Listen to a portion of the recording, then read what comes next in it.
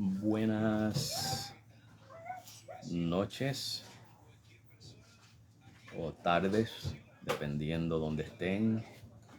Días, buenos días, aquellos que están amaneciendo ahora. Estamos aquí todavía en el campamento.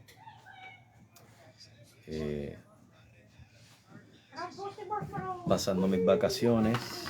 John Mark, I don't want to compete against your voice, bebé. Okay? I'm doing a recording here.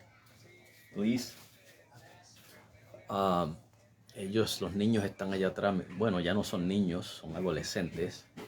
Ahí están en la fogata. John Mark, can you move so they can see the fire? Please, thank you. Well, can you move the chair? Please, thank you. There we go. Ahí está la fogata. Están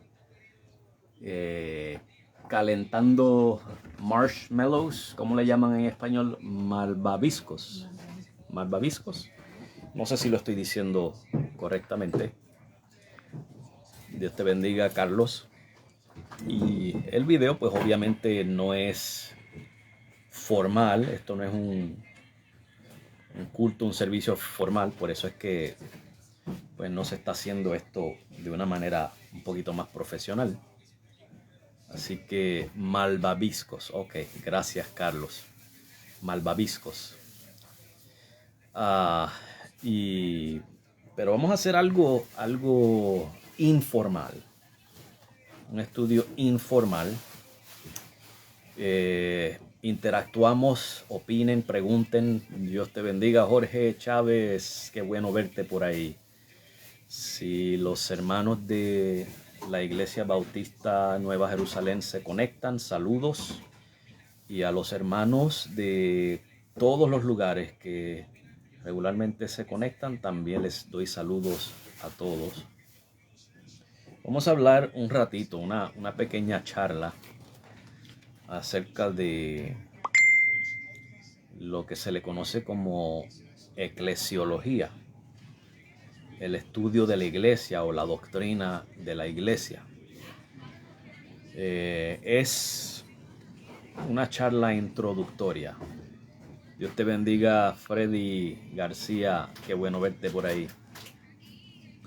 Es una charla introductoria y espero que me oigan. No estoy hablando muy alto. Aquí están los pajaritos.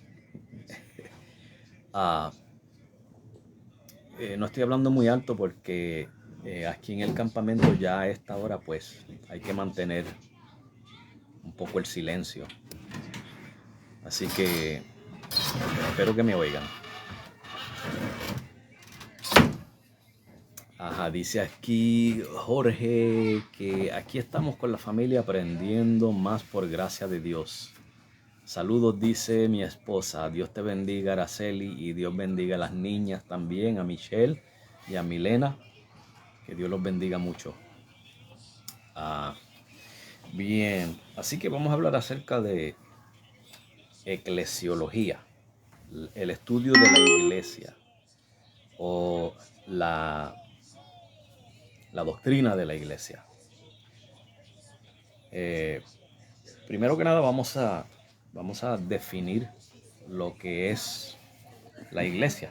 Vamos a empezar con eso, ¿verdad? Y no sé si alguno de ustedes tenga alguna colaboración aquí, puede colaborar en lo que usted entiende como la definición de lo que es la iglesia. Dios bendiga a la hermana Gloria Cabrera, pero Gloria no se supone que es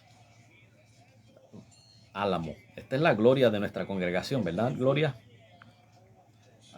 Anyways, es que no tengo los espejuelos para ver bien. Pero me parece que es la gloria de miembros de nuestra congregación. Anyways, vamos a seguir. La definición de la iglesia. Alguien que se atreva a darme una definición de lo que es la iglesia. A ver. Voy a esperar unos minutitos a ver si algún valiente se atreve a decirme en sus propias palabras lo que ellos entienden que es la iglesia.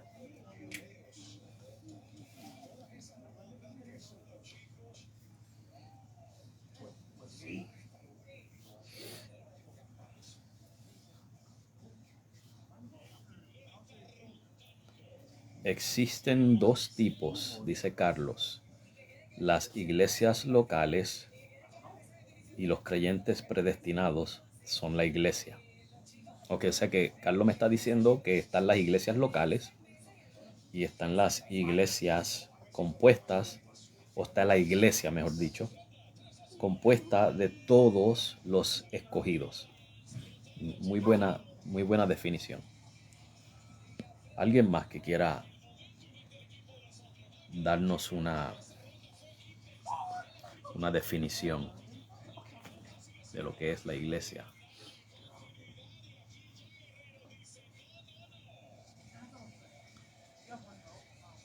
Y ahí podemos ver que definir la iglesia, pues habría que... Dios te bendiga, Robert Cabrera. Qué bueno, estás llegando a tiempo, estamos empezando todavía. Estamos hablando acerca de la definición de la iglesia. Y la definición que dio Carlos, están las iglesias locales, o sea que en un aspecto podemos ver la iglesia en un aspecto, y en otro aspecto pues está la iglesia compuesta de todos los escogidos, ¿verdad? Freddy dice, estaba por aquí ahora mismo y se me perdió. Ay, Freddy, ¿dónde está lo que tú acabas de decir?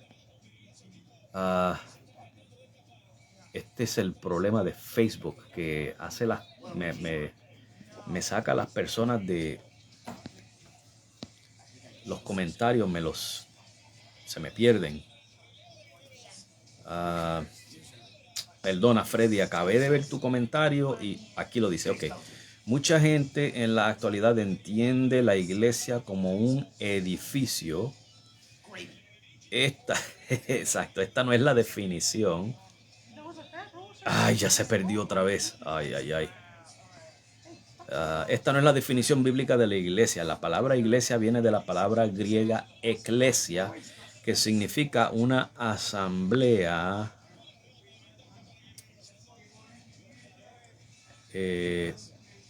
vuelve y se va. Ay, ay, ay, ay, ay, ay. Ay, ay, ay. Freddy, no sé si me puedes poner o una convocatoria. La raíz del significado de la palabra iglesia no es un edificio, sino la gente, correcto. Es irónico que cuando le preguntas a la gente a cuál iglesia asisten, usualmente ellos dicen bautista, metodista u otra denominación. Muchas veces ellos se refieren a una denominación o un edificio. Romanos 16:5 dice, saludad también a la iglesia de su casa. Pablo se refiere a la iglesia en su casa, no a un edificio que alberga la iglesia, sino al cuerpo de creyentes.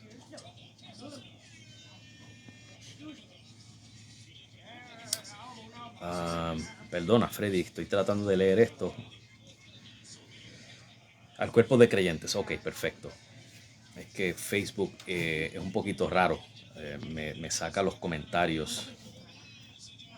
Robert Cabrera dice, es la reunión de personas en gracia. Carlos Meléndez, miembro de la Iglesia Bautista Nueva Jerusalén, dice, gracia y paz, pastor. Dios te bendiga, Carlos, gracia y paz a ti, a Cruz María, a Angeli y a Alejandro, y a Charlie también, al perrito de Carlos.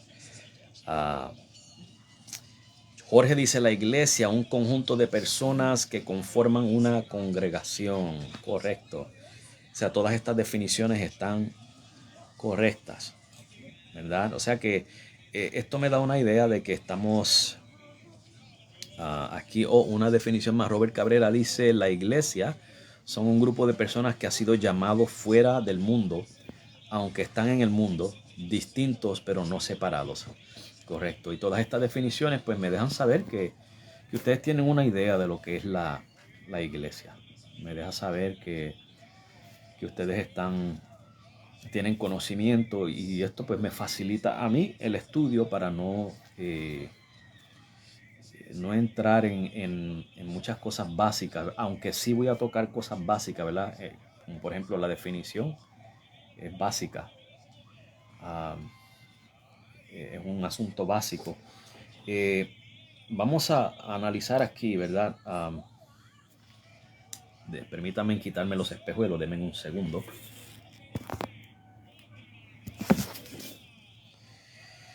La iglesia, vamos a ver dos definiciones de la iglesia. Ahí está la hermana Nilda Crespo, otra miembro de la Iglesia Bautista Nueva Jerusalén. Dios le bendiga, hermana Nilda. Y dele saludos a la hermana Eunices.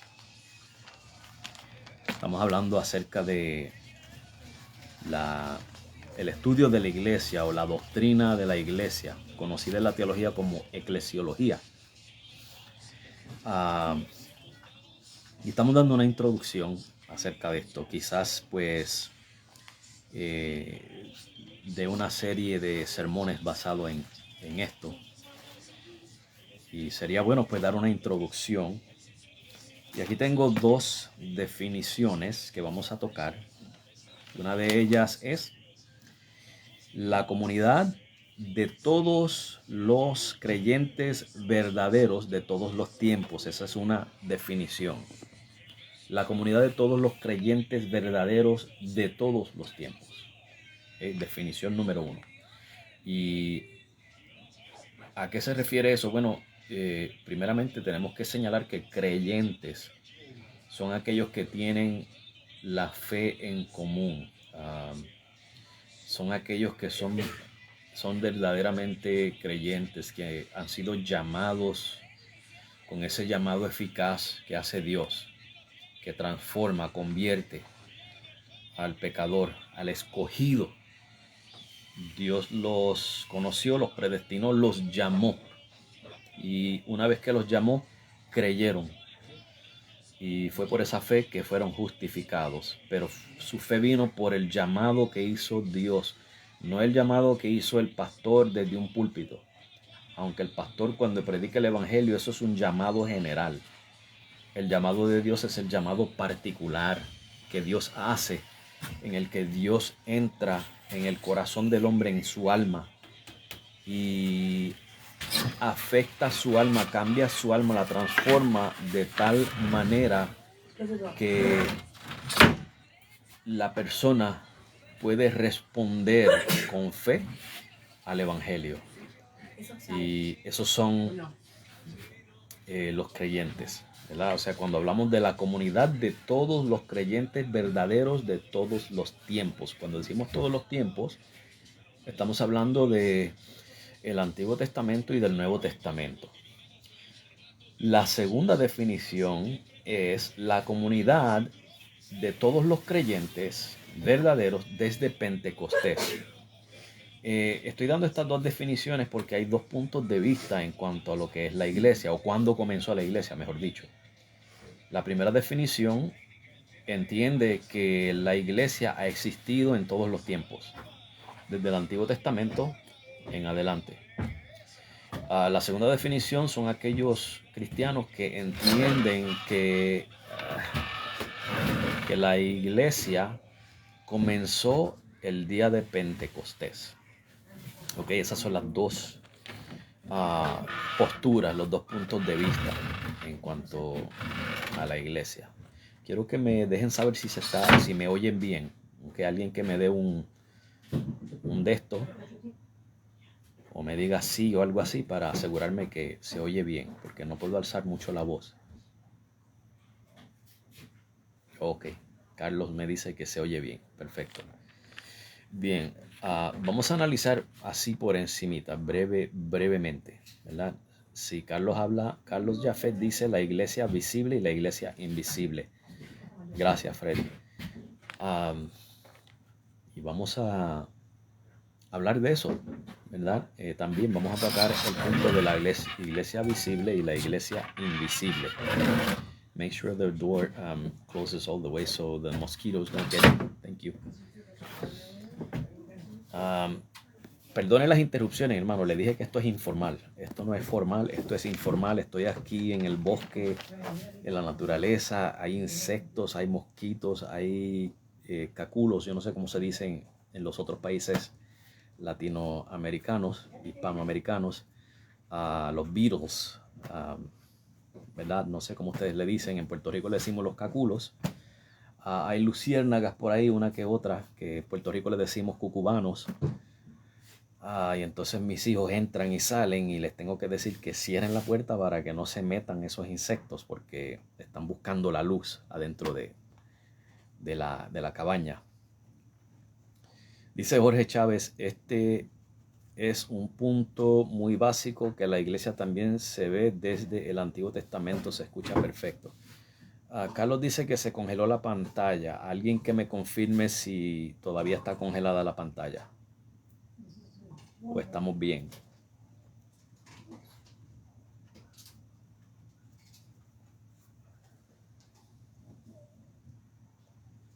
La iglesia, dice Freddy, la iglesia universal es la iglesia formada por todos los que tienen una relación personal con Jesucristo. Primera de Corintios 12, del 13 al 14, dice, porque por un solo espíritu fueron bautizados, todos bautizados en un cuerpo.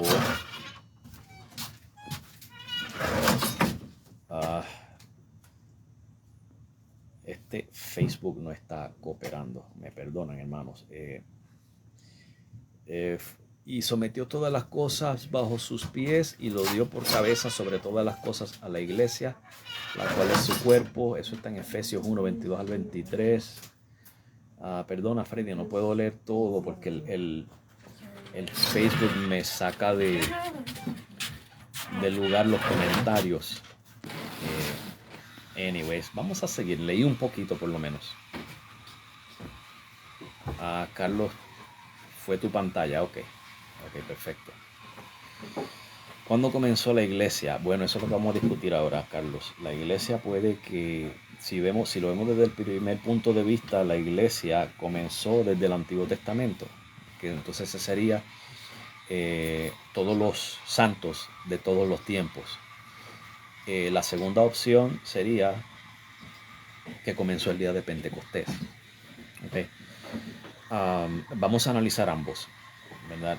Para ver las diferentes posturas. Y yo creo que esto habría que refinarlo, ir refinándolo para tener una buena, dependiendo de la postura que usted tenga, si es la primera o la segunda, debemos de refinar los detalles de estas posturas para asegurarnos que sea lo más bíblica posible, ¿verdad? Pero en la primera opción, la primera postura, que es la comunidad de todos los creyentes de todos los tiempos, Antiguo y Nuevo Testamento, ¿okay? ¿Por qué razón está los que creen esa postura? ¿Por qué razón la creen? Bueno, vamos a buscar en Efesios 5:25. Okay, Efesios 5:25. Vamos a buscar aquí.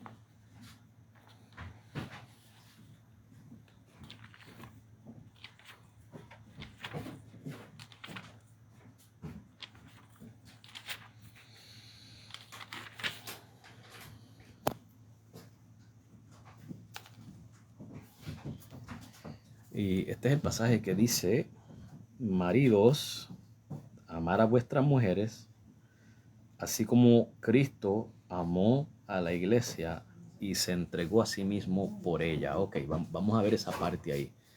Cristo se entregó a sí mismo por la iglesia. Bueno, vamos a ver una cosa. Hagamos esta pregunta. ¿El sacrificio de Cristo fue solamente para las personas del Nuevo Testamento o fue para las personas del Antiguo Testamento también? O sea, tenemos que pensar en eso. ¿Se entregó Cristo solamente para salvar a los del Nuevo Testamento o su muerte fue necesaria para los santos del Antiguo Testamento? Vamos a ver qué ustedes opinan. a darle unos minutitos para que me den su opinión.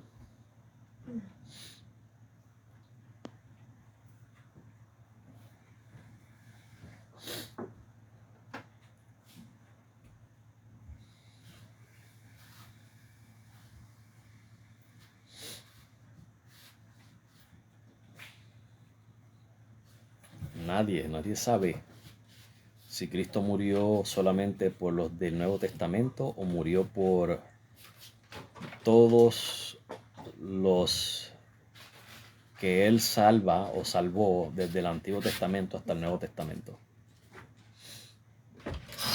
Vamos a hacer esta pregunta. ¿Fue necesario? Sí, Jorge, la pregunta es si Cristo murió solamente por las vidas del Nuevo Testamento o si la muerte de Cristo fue también para las personas del Antiguo Testamento.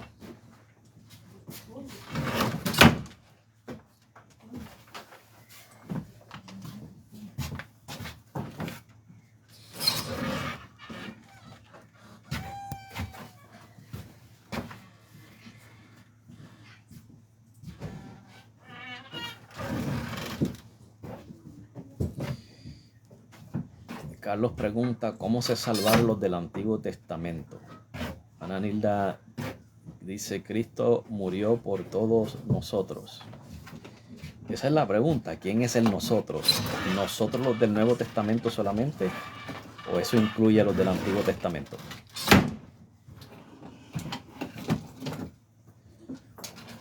Ahí dice Carlos, por todos los predestinados. Ok. Pregunta, ¿los del Antiguo Testamento que fueron salvados, fueron predestinados?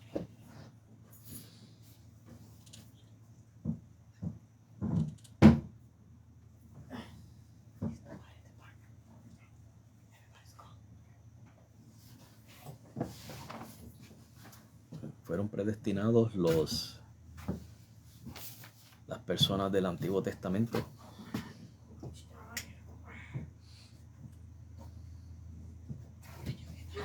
Vamos a hacer la pregunta de esta manera. ¿Hay alguno que haya sido salvo sin haber sido predestinado? Yo creo que esa pregunta puede aclarar un poco. ¿Alguien que haya sido salvo sin haber sido predestinado?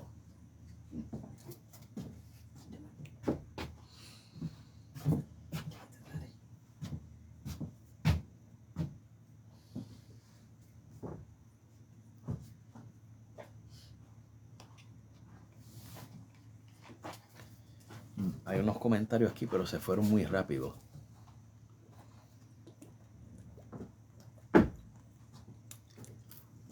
Mark, what's wrong? ¿Pero qué va a hacer? What are you gonna do?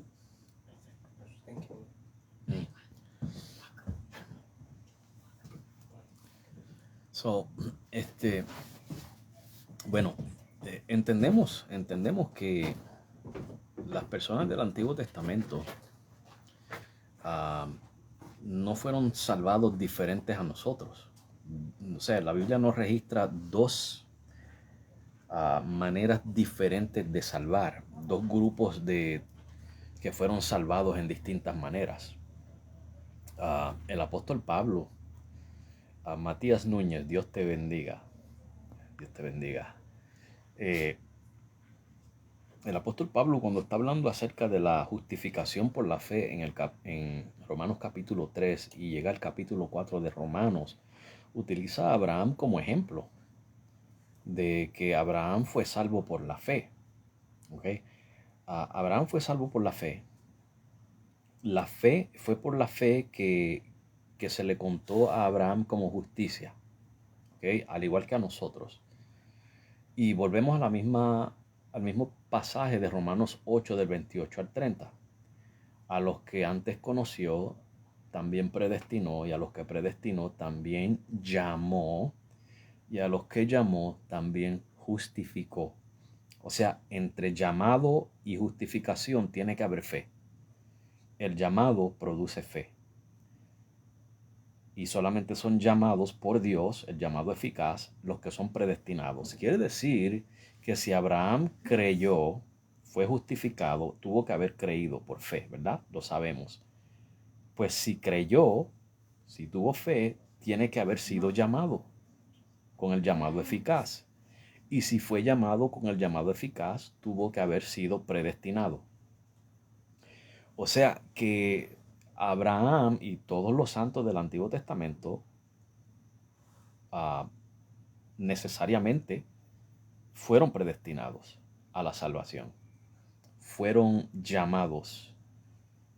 Ese llamado los llevó a la fe y por esa fe se le contó a ellos como justicia. ¿Okay? Fueron justificados.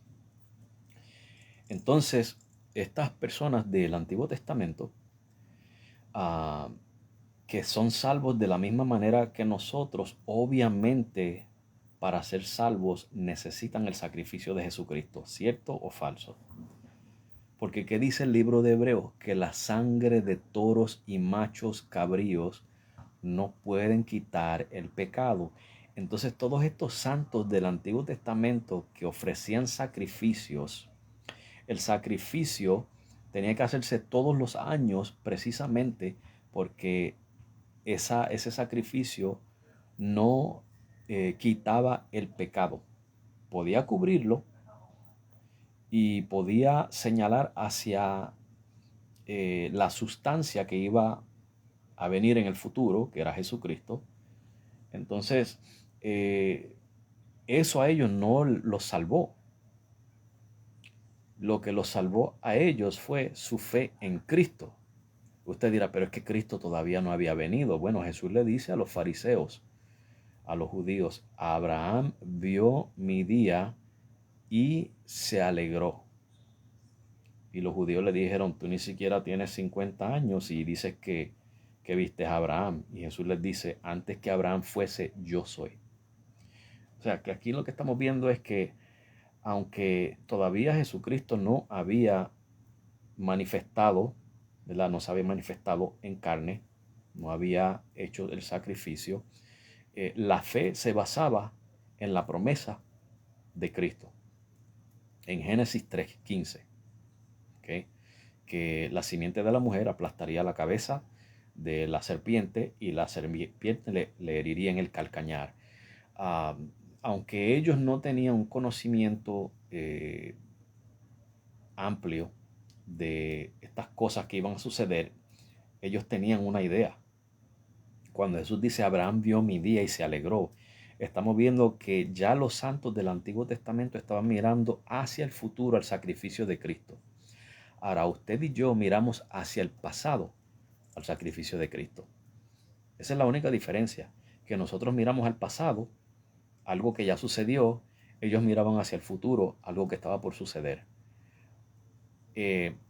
¿Verdad? En la teología se dice que en el Hades, ese lugar está dividido en dos partes, el seno de Abraham y el lugar de tormento. Todos los santos iban al seno de Abraham. O sea, que ellos no iban al paraíso, no iban al cielo. Ellos iban al seno de Abraham. Cuando Cristo muere en la cruz, ahora que ese sacrificio ha sido perfeccionado, vamos a decirlo, porque ese es el sacrificio perfecto, se ejecuta ese sacrificio, estos santos tienen acceso ahora hacia el cielo. ¿Okay? Eso es lo que se habla en la teología, explicando eso. Quiere decir, hermanos, que en ese sentido, entonces, si Cristo murió por la iglesia, y la iglesia son todos aquellos por quienes Cristo murió, todos aquellos que son salvos por el sacrificio de Cristo. Entonces, pues, desde esa postura, tiene que incluir a los del Antiguo Testamento. Entonces, la iglesia sería una entidad que existía desde el Antiguo Testamento. Que esa es la primera postura que vemos ahí. La segunda postura que la comunidad La iglesia es la comunidad de todos los creyentes verdaderos desde Pentecostés. ¿Ok? Esta postura se basa en Mateo 16, 18, o sea, uno de los versículos, uno de los pasajes, donde dice, Jesús le dice a Pedro, sobre esta roca edificaré mi iglesia. O sea que la iglesia iba a comenzar, iba a ser edificada en el futuro. Y ese futuro iba a ser luego de la muerte y resurrección de Jesucristo. En Efesios 2:20 dice que somos edificados sobre los apóstoles, sobre el fundamento de los apóstoles y los profetas. Y se entiende, ¿verdad? Algunos entienden que profetas aquí son los profetas del Antiguo Testamento. Otros entienden que profetas ahí en Efesios 2:20 son los profetas del Nuevo Testamento. Ahora, ¿por qué ellos dicen eso? Porque cuando leemos en el capítulo 3 de Efesios, versículo 5, hablando del misterio que fue revelado, o sea, el misterio del que habla Pablo es que ahora los gentiles estaban incluidos en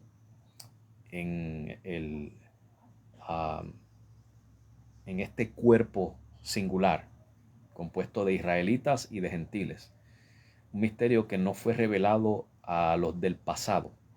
Y dice que fue revelado ahora en estos tiempos. El misterio que antes no fue dado a conocer a los hombres, ahora, o sea, ahora desde ese tiempo, es revelado a sus santos apóstoles y profetas. O sea, ese misterio fue revelado ahora a los apóstoles y profetas. Pues entonces está hablando de profetas del Nuevo Testamento. En base a eso, se dice que entonces la iglesia, siendo edificada sobre los apóstoles y profetas del Nuevo Testamento, no del Antiguo, pues entonces con eso ellos confirman que la iglesia comenzó el día de Pentecostés. Bueno, cualquiera que vaya a ser la postura que usted tenga en cuanto a eso, debe de haber, por lo menos en ambas posturas, debe de haber algo de continuidad entre la asamblea del Antiguo Testamento y la asamblea del Nuevo. Acuérdese que la palabra iglesia significa asamblea, significa congregación. Y a Israel se le llamaba asamblea, congregación. En la Biblia Septuaginta, que fue traducida en griego, a Israel, cuando se habla de la congregación, se le llama eclesia. O sea, tiene que haber algún tipo de continuidad. Dios bendiga a Tere González Sayas. Esta es la mamá de Carlos Meléndez. Dios le bendiga a Tere. Estoy esperando unos bizcochitos cuando venga para acá, ¿ok? Entonces, tiene que haber una continuidad. No pueden haber dos pueblos, hermanos. O sea, cualquiera que sea su postura, tiene que haber una singularidad. Dios no tiene dos pueblos, Dios tiene un pueblo. Okay, Dios tiene un solo pueblo. Rogelio Rivera II, Dios te bendiga. O sea que si vamos a decir que la iglesia comenzó el día de Pentecostés, no podemos dividir, la fe y los santos de los santos del Antiguo Testamento y de la fe del Antiguo Testamento. Es la misma. Okay.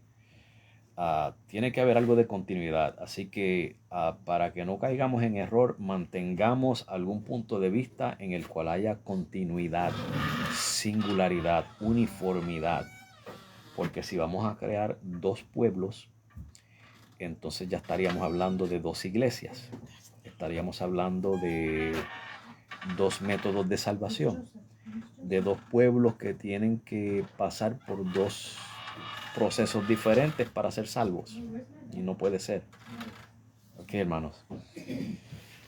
Rogelio está saludando desde Houston, Texas. Wow, me gustaría vivir allá, Rogelio. Me encanta el calor.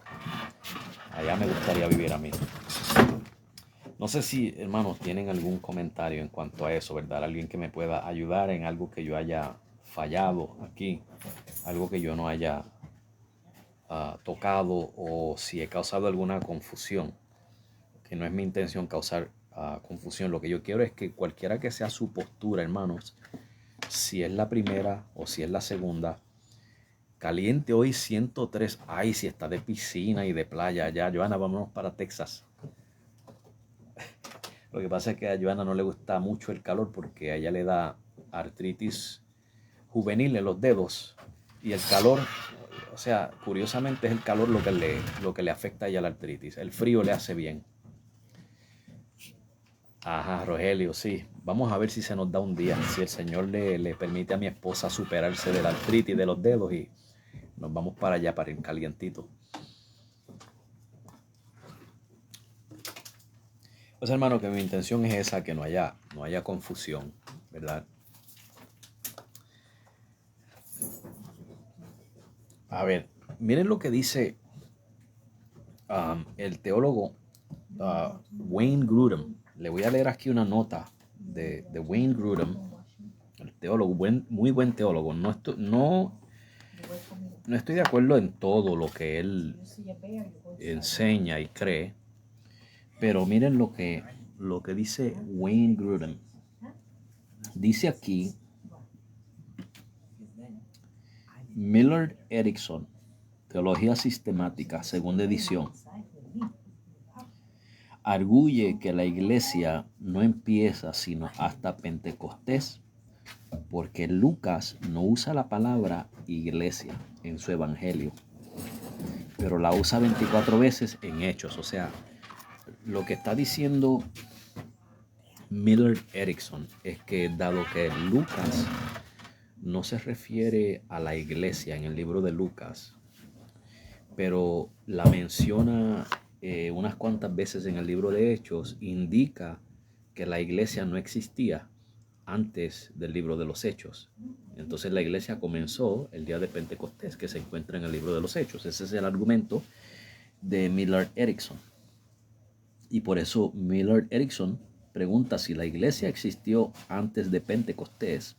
Razona él, ¿por qué Lucas no habla de ella antes de ese tiempo? Bueno, la respuesta de Grudem, de Wayne Grudem, es: yo respondería que la razón por la que Lucas no usa la palabra iglesia para hablar del pueblo de Dios durante el ministerio terrenal de Jesús es probablemente porque no había ningún grupo claramente definido o visible al que se pudiera referir durante el misterio terrenal de Jesús. Eso es lo que está arguyendo Wayne Grudem, que no había un grupo definido. Acuérdense que los seguidores de Jesús eran 12 discípulos. Israel estaba pervertido. Las religiones de Israel eran, eso lo voy a leer aquí, pero eran los fariseos, los saduceos, estaban los políticos, ¿verdad? Y algunos grupos que estaban todos corrompidos, pervertidos. La religión de Israel ya se había pervertido. O sea que eran grupos esporádicos los que seguían a Jesús. Y como tal, pues no había, al parecer, eso no daba lugar para mencionar la palabra iglesia, aunque Mateo la menciona en el capítulo 16 y en el capítulo 18. Pero miren, aquí dice: la iglesia verdadera, en efecto, existía en el sentido de que consistía de todos los creyentes verdaderos de Israel durante ese tiempo, pero este era un remanente tan pequeño de judíos fieles, tales como José y María, Zacarías y Elizabeth, Simeón, Ana y otros como ellos, que no era un grupo externamente evidente o bien definido en lo absoluto. O sea que era tan pequeño el grupo de creyentes que no se podía identificar, no se podía definir como una iglesia, ¿verdad? Segmentos grandes de la población judía se habían descarriado de Dios y lo habían sustituido por otra clase de actividades religiosas, tales como el legalismo, los fariseos, el liberalismo incrédulo, los saduceos, el misticismo especulativo, los que escribieron o creían la literatura apocalíptica, y los seguidores de las sectas tales como los de la comunidad del Qumran. El materialismo grotesco, los cobradores de impuestos, y otros para quienes la riqueza era un dios falso, o el activismo político o militar, los celotes, y otros que procuraban la salvación mediante medios políticos o militares, aunque sin duda había creyentes genuinos entre muchos o todos estos grupos. La nación como un todo no constituía una asamblea de personas que adoraban correctamente a Dios. O sea que estamos viendo que no había la suficiente cantidad de personas formando una asamblea para llamarla iglesia. Ese es el argumento de Wayne Grudem. Dice él, además, la idea de un pueblo de Dios recientemente convocado como asamblea para seguir a Cristo tuvo lugar por primera vez en el día de Pentecostés. Por consiguiente, aunque la iglesia, en el sentido del grupo de todos los que verdaderamente creyeron en Dios, sí existía antes del día de Pentecostés, llegó a una expresión visible mucho más clara ese día, y es natural que Lucas empezara a usar el nombre la iglesia en ese punto. Antes de ese punto, el nombre iglesia no podía haberse referido a ninguna entidad claramente establecida aparte de la nación de Israel como un todo. Sin embargo, después de Pentecostés se lo podía usar sin inconvenientes para referirse a los que voluntaria y visiblemente se identificaron con este nuevo pueblo de Dios. Ok, lo que está diciendo Wayne Grudem, aquí en pocas palabras, es que los grupos eran tan pequeños y esporádicos que no se podían identificar como decir el pueblo de Israel, ¿verdad? Sino hasta que después de Pentecostés, cuando comienza a crecer y establecerse estos grupos, es que se le comienza a llamar iglesia, ¿verdad? Eso es lo que arguye Wayne Grudem, esa es la defensa que él propone, ¿verdad? Pero lo importante, hermanos, que usted tenga una postura que no cause una división entre los santos del Antiguo Testamento y los del Nuevo. Tiene que haber un tipo de continuidad, ¿ok? Sea que la iglesia venga desde el Antiguo Testamento, si esa es su postura, o sea que la iglesia comenzó en Pentecostés. No cree dos pueblos. Dios siempre ha tenido un pueblo, un solo pueblo, ¿ok?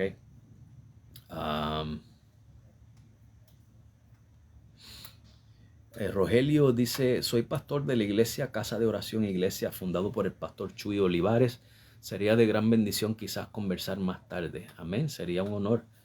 Sería un honor. Nos conectamos. Si quiere, pues me envía un mensaje por Messenger. Me busca por Messenger y hablamos. Chuy Olivares, dele mis saludos allá al pastor Chuy Olivares. Muy edificantes sus mensajes. Casa de Oración Southwest Houston. Dios le bendiga. Igualmente a usted y a toda la congregación.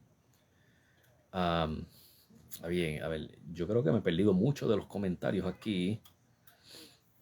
A ver.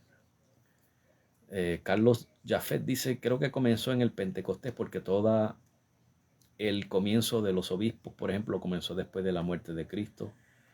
O a saber. ¿Sí? Si esa es tu postura, Carlos, amén. Pero asegúrate de que no haya división entre los santos del Nuevo Testamento y los del Antiguo Testamento. Tiene que haber una continuidad. Y los que tengan la postura de que la iglesia comenzó en el Antiguo Testamento, también tiene que haber una continuidad, de alguna forma, ¿verdad? A ver, no sé cuánto tiempo llevo aquí. ¿Qué hora es, Joana? ¿Me puedes decir la hora? ¿No tienes el reloj ahí? Oh, perdona si yo lo tengo aquí. Son las 10:10 de la noche.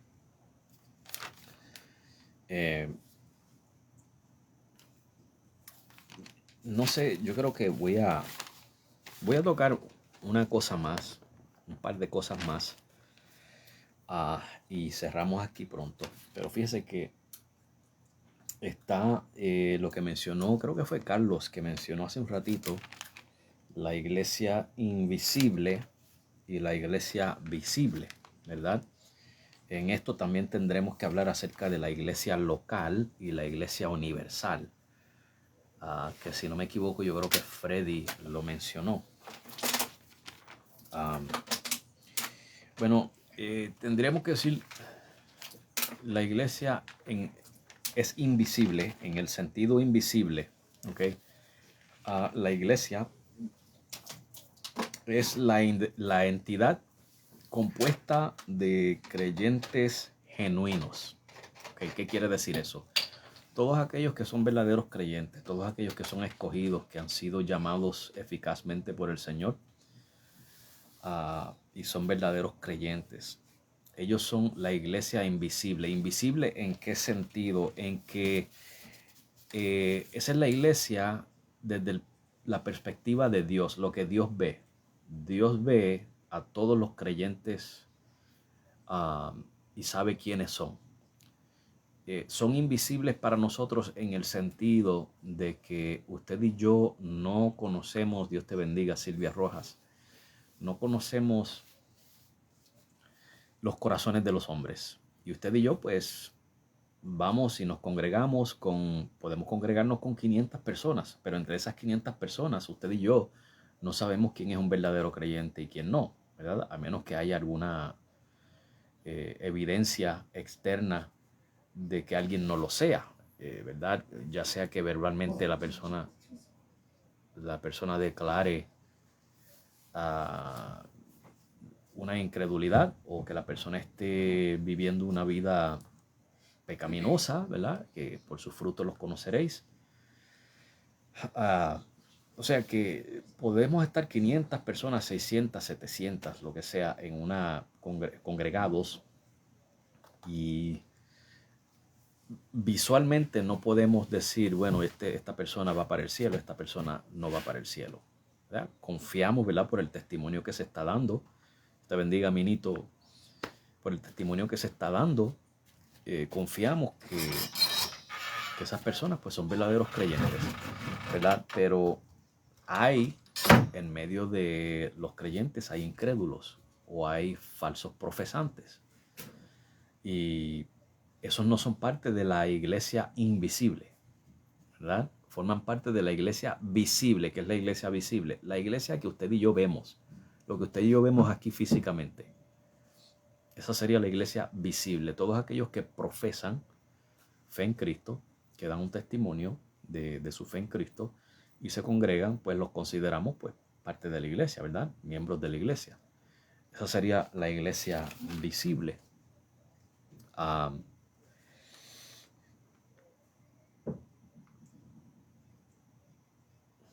En ese caso, ¿verdad? Estaría como el apóstol Pablo cuando escribía sus epístolas y decía la iglesia que está en Corinto, en Tesalónica, en Galacia, a los Efesios, etc. Esas son iglesias visibles, que también es otro punto, es la iglesia local. Iglesias visibles, ¿verdad? Miren en Hechos, yo no sé si yo puse aquí el pasaje correcto.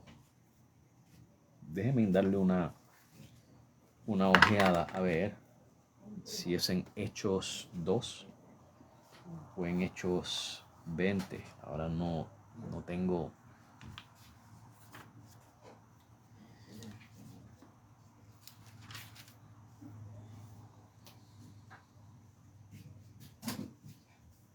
Es en Hechos 20, del 29 al 30.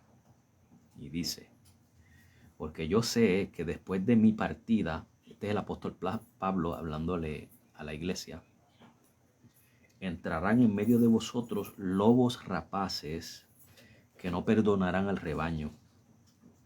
Y de vosotros mismos, estamos viendo, dentro de la iglesia, de entre los mismos miembros de la iglesia visible, se levantarán se levantarán hombres que hablen cosas perversas para arrastrar tras sí a los discípulos. O sea que en ese sentido, ahí estamos viendo que de esos de entre vosotros que van a ser lobos rapaces, que se van a levantar para arrastrar a los demás, esos son los que no son parte de la iglesia, no son verdaderos creyentes. Entonces, ellos forman parte de la iglesia visible, pero no son parte de la iglesia invisible. La iglesia invisible son los verdaderos creyentes. Ellos son los únicos.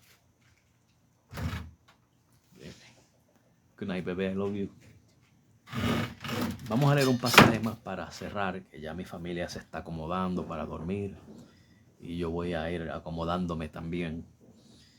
Ya esta es nuestra última noche aquí de campamento y todavía tengo allí la fogata. Allí está la fogata. Voy a ver si la disfruto un ratito, unos minutitos. Esa fogata. Un rato, ¿verdad? Porque es bien relajante. Voy a leer en 2 de Timoteo. 2 de Timoteo capítulo 2. Versículos 17 al 19. Dios bendiga a Vanessa que se conectó por ahí ahora. Vanessa, llegaste en los últimos minutos, pero quédate por ahí.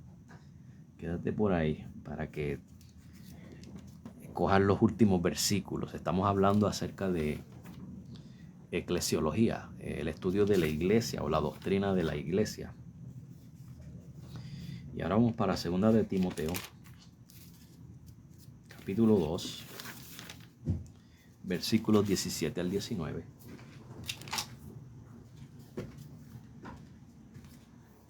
Y dice: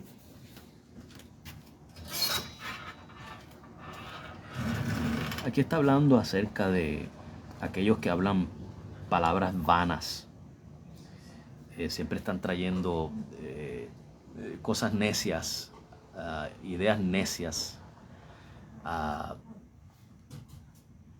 las iglesias, ¿verdad? Y Pablo dice, y su palabra carcomerá como gangrena, de los cuales son Himeneo y Fileto, que se desviaron de la verdad, diciendo que la resurrección ya se efectuó, y trastornan la fe de algunos. Nuevamente, hermanos, esa es la iglesia visible, o sea, los que forman parte de una iglesia visible, pero no son parte de la iglesia invisible. Himeneo y Fileto, ¿verdad? Falsos creyentes, trayendo falsas doctrinas. Dice Vanessa, muy buenas noches, qué lugar tan lindo. Yes, sí, es tremendo. Yo vengo aquí todos los años, me relajo, es un lugar tranquilo, es tremendo, es tremendo. Es una pena que ya esta es mi última noche. Vinimos por 3 noches solamente, pero me hace bien venir aquí. Me refresco, me regenero mentalmente, físicamente, paso tiempo con mi familia, con mis hijos, me ha hecho muy bien, ¿verdad? Bueno, hermanos, o sea que hemos visto esta noche, ¿verdad? Para resumir, que hay 2 posturas en cuanto a lo que es la iglesia, o la definición de la iglesia, que son todos los santos de todos los tiempos. Esa es la primera postura para aquellos que tengan esa postura. La segunda postura, para los que tengan la segunda, es que la iglesia comenzó el día de Pentecostés. ¿Okay? Sea cual sea su postura, hermanos, acuérdese que lo esencial es que tiene que haber una continuidad de alguna forma entre los santos del Antiguo Testamento y los del Nuevo.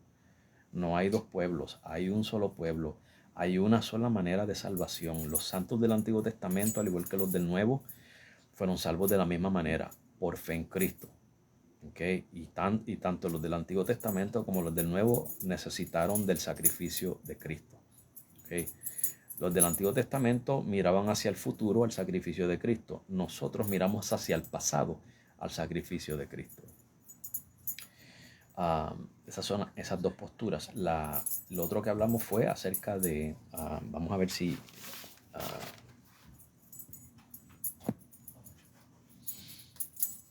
sí, y lo próximo fue el aspecto invisible de la iglesia y el aspecto visible de la iglesia, ¿verdad? La iglesia invisible y la iglesia visible. La iglesia invisible es lo que Dios ve. sea, hay un pasaje aquí en segunda de Timoteo, aquí mismo donde lo leí, donde dice, ¿verdad? Luego que dice que Himeneo y Fileto se apartaron de la verdad y se llevan arrastrados a otros. Pero mire lo que dice en el versículo 19, dice, pero el fundamento de Dios está firme, no solamente teniendo este sello, conoce el Señor a los que son suyos. Esa es la iglesia invisible. Himeneo y Fileto están ahí en la iglesia visible. ¿Okay? Y todos aquellos que son falsos están en la iglesia visible, pero en la iglesia invisible están todos los que el Señor conoce que son suyos. ¿Ok? Conoce el Señor todos los que son suyos. Esa es la iglesia invisible, los que le pertenecen al Señor. ¿Ok? Físicamente no es necesariamente uno de los que le pertenece al Señor. Himeneo y Fileto no lo son. ¿Okay? Ellos no son parte de la iglesia invisible. Sí de la visible, o sea, lo que usted y yo podemos ver, pero Dios puede ver y conoce quiénes son suyos. Amén. Nilda Crespo, hermana de nuestra congregación, dice, según dijo mi pastor, la iglesia comenzó el día de Pentecostés. Dios les bendiga a todos. Sí, bueno, yo presenté dos posturas, ¿verdad? Yo todavía no he dicho cuál es la mía. Y yo lo voy a dejar así, que traten de adivinar cuál es la postura mía. Pero espero que eso les haya servido de bendición, hermano, en esta noche. Una pequeña introducción. Silvia Rojas, buenas noches, pastor. Dios lo bendiga y lo guarde. Dios te bendiga, Silvia, gracias. Y gracias a todos los que se han conectado y han saludado y me han deseado unas buenas vacaciones y un descanso. Estoy de vacaciones, pero el domingo voy a estar en la iglesia y tenemos un invitado el domingo, así que yo espero que los hermanos puedan estar presentes, ¿verdad? Aquellos que no estén enfermos o que por alguna u otra circunstancia no puedan estar en el servicio del domingo, pues esperamos que puedan estar los que puedan, ¿ok? Como siempre, escuela dominical a las 11 de la mañana, el servicio a las 12 y luego como eso de las 12:30, 12:45, el mensaje de la prédica. Y tenemos un invitado, así que los voy a dejar, no les voy a decir quién es, solamente les voy a decir que tenemos un invitado. ¿Ok? Así que dese la vueltita el domingo, aquellos que quieran visitar, que no sean de nuestra congregación, denos una visita. ¿Ok? Que Dios les bendiga a todos y que tengan buenas noches en donde esté de noche. Si está de día en algún lado, pues buenos días. Si es tarde, buenas tardes. Que Dios les bendiga a todos y que la gracia y la paz del Señor sea con todos. Sí, Vanessa, sorpresa, va a ser sorpresa. Va a ser una sorpresa, ¿verdad? Quizás algunos de ustedes pues se imaginan lo que es ya, pero el que no lo sepa pues va a tener que esperar al domingo. Bien, Jorge, bendiciones, pastor, que descanse y gracias por su tiempo. Gracias a ustedes, hermano. Marilyn, Dios te bendiga, otra de las miembros de nuestra congregación, Marilyn. Ya estamos terminando, Marilyn. Voy a cerrar ahora, ¿ok? Pero véelo por diferido, ¿ok? Lo ves ahora tan pronto acabe el programa. Estaremos esperando la sorpresa. Ok, si Dios lo permite, ok. Por si acaso no quiero quedar mal, pero sí, ustedes saben que siempre ocurre, a veces hay circunstancias adversas. Si es la voluntad del Señor, pues habrá sorpresa el domingo. Amén. Dios te bendiga, Silvia. Amén. Dios te bendiga, Marilyn. Enjoy your vacation. Yes, thank you. I am enjoying it. I wish it was longer. I wish it was forever. Bueno, que pasen buenas noches todos. Dios les bendiga.